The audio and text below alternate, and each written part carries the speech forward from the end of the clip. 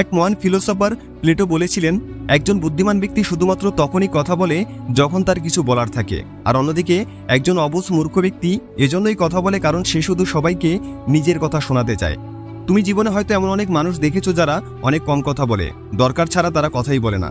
আবার হয়তো এমন অনেক মানুষ দেখেছো যাদের কথা শুনতে শুনতে তোমার বিরক্ত লাগা শুরু হয়ে গেছে। তুমি মনে মনে শুধু ভেবেছিলে যে কখন তাদের কথা বলা শেষ হবে, কারণ তাদের অতিরিক্ত কথা তোমার কাছে অসহ্য হয়ে পড়েছিল। একজন বোকা ব্যক্তির পরিচয় পাওয়া যায় তার কথার মধ্যে, আর একজন বুদ্ধিমানের পরিচয় তার চুপ থাকা বা সাইলেন্সের উপর নির্ভর করে। কথাটা আমার না, কথাটা বলেছিলেন পিথাগোরাস। যে ব্যক্তি যত কম কথা বলে তার ভ্যালু, অ্যাটিটিউড ও স্মার্টনেস তত বেশি।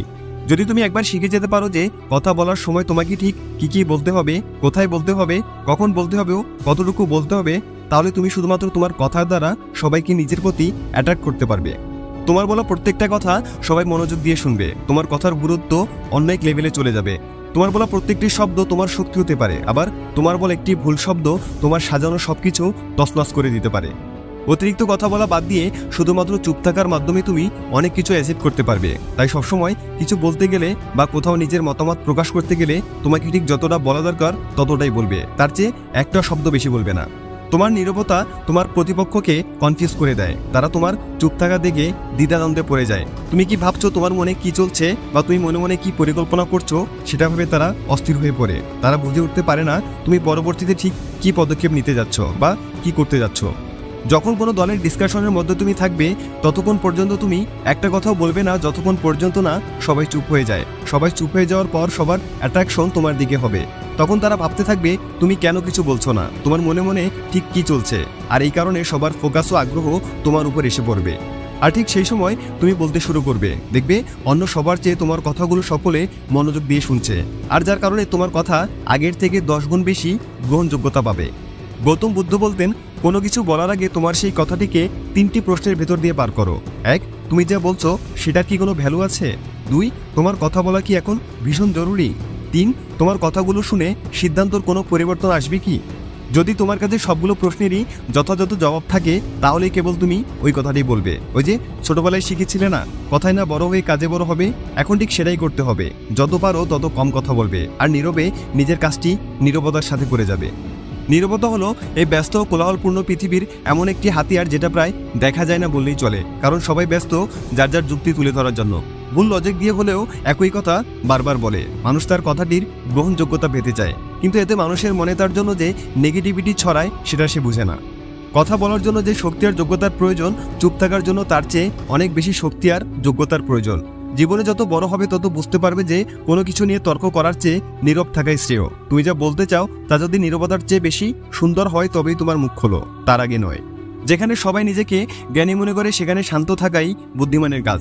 তোমার কণ্ঠ তোমার নাম বিশ্বকে জানিয়ে দেবে, কিন্তু তোমার নীরবতার সংগ্রাম তোমাকে তোমার পরিচয় দেবে। সৃষ্টিকর্তা আমাদের কম বলেও বেশি শুনতে প্রাধান্য দিয়েছে, তা না হলে আমাদের 2টি মুখ ও 1টি কান থাকতো। কিন্তু আমাদের 2টো কান দেওয়া হয়েছে যেন আমরা কম বলি আর বেশি শুনি, কারণ কথা বললেই কেউ বড় হয়ে যায় না। যদি বলার মতো সুন্দর কিছু না থাকে তাহলে চুপ থাকাই সবচেয়ে ভালো বিকল্প। তুমি যত স্মার্ট হবে তত কম কথা বলবে। কথা কম বলে চুপচাপ নিজের কাজ করতে থাকো, কারণ খেলোয়াড়রা খেলার দিকে মনোনিবেশ করে, বাইরে বসে থাকা দর্শকের মন্তব্যে নয়। একজন বুদ্ধিমান ব্যক্তি তার কথার চেয়ে তার কর্ম দ্বারা নিজেকে প্রমাণ করে। সবচেয়ে শক্তিশালী ও প্রভাবশালী অস্ত্র হলো নীরবতা। তাই লাফিয়ে চাপিয়ে ঝগড়াঝাটি করে যেখানে কাজ হয় না সেখানে এই অস্ত্র খুব বেশি কাজ করে।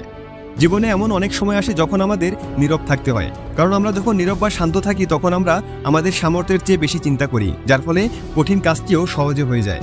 জ্ঞানীরা কম কথা বলে আর বোকারা কম শোনে। মনে রাখবে, নীরবতার আগের সর্বোত্তম চিকিৎসা। তুমি যত বেশি শান্ত হবে তত শুনতে পাবে। যে কলসি অর্ধেক পূর্ণ তাতে বেশি আওয়াজ হয়, কিন্তু যে কলসি সম্পূর্ণ পূর্ণ তাতে কিন্তু আওয়াজ হয় না।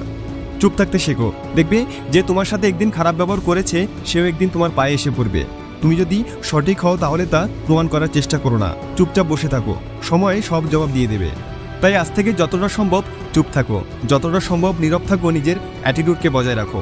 এমনভাবে নিজেকে গড়ে তোলো যাতে তোমার একটা কথা বাকি 100 জন লোকের চেয়ে বেশি গ্রহণযোগ্য হয়। সবাই যেন আগ্রহী থাকে যে কখন তুমি মুখ ফুটে কিছু বলবে, তখন তুমি তোমার মতামত জানাবে। চুপ থাকার উপকারিতা যদি একবার তুমি বুঝে যাও তাহলে জীবনে এমন অনেক কিছু অর্জন করতে পারবে যা হয়তো হাজার বকবক করে কখনো অর্জন করতে পারতে না। আশা করি ভিডিওটি ভালো লেগেছে।